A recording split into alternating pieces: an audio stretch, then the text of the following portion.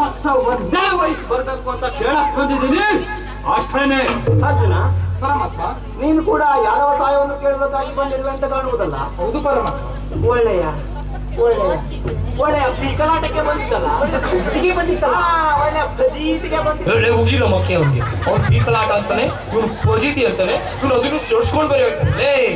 ಅದೇನ್ ಇತ್ತಾಗ ಬಂದು ನೋಡಿ ಸಾಯಿರೋ ಸ್ಕ್ರಿಪ್ಟ್ ಅಲ್ಲಿ ಎಲ್ಲ ಸ್ಕ್ರಿಪ್ಟ್ ಯಾವ್ದು ಹೌದಾ? ನನ್ ವೈಕುಂಠ ಮಾಡೋದು ಸೀನು ಮುಂದೆ ಮೊದ್ಲೇನೆ ಬರೋದು ಸಂಕಟ ಒಳ್ಳೆಯ ಸಂಕಷ್ಟಕ್ಕೆ ಬೇರೆ ಟಾಕೋದು ಸಾಯ್ತಾನಪ್ಪ. Okay relax.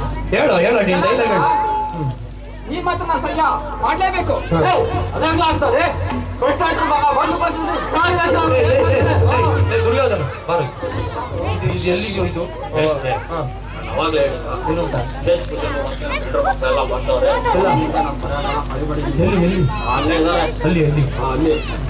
ಅದೇನ್ ಹೇಳ್ಬೇಕು ಅದಂಗೆ ಹೇಳಿ ಫುಲ್ಲಾಗಿ ಇದಿಷ್ಟು ಹೇಳ್ದಲ್ವಾ?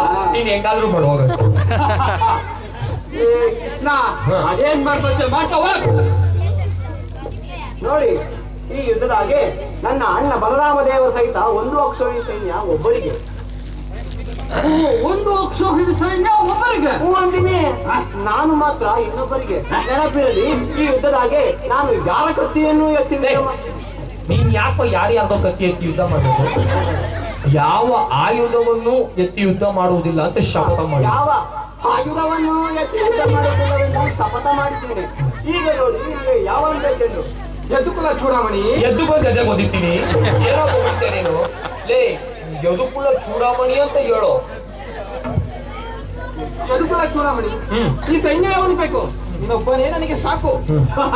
ಕೃಷ್ಣ, ನನಗೆ ನಿನ್ನ ಅಣ್ಣ ದೇವನ ಬಲರಾಮನ ಸಹಿತ ಆ ಒಂದು ಅಕ್ಷೋಹಿಣಿ ಸೈನ್ಯವೇ ಸಾಕು. ನೀನ್ ಯಾವನಿಗೆ ಬೇಕು?